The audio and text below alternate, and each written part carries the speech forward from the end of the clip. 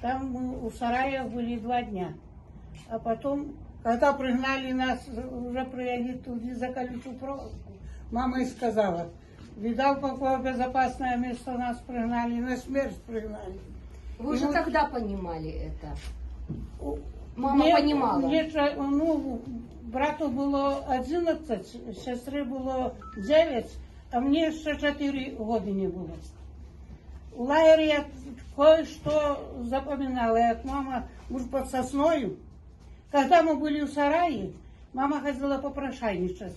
И дедушка сказал: женщина, возьми вон под страховую кожух, да кинь под задницу детям, как в сарае не сидели.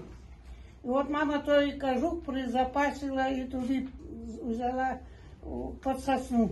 И он вот вас то, спас? И вот той она, и он был без рук порватый, без ногой рукава, и она в те мои ножки ховала. Ко мне, и там я заболела тифом, я и сестра, брат и мама не, а мы тифом 8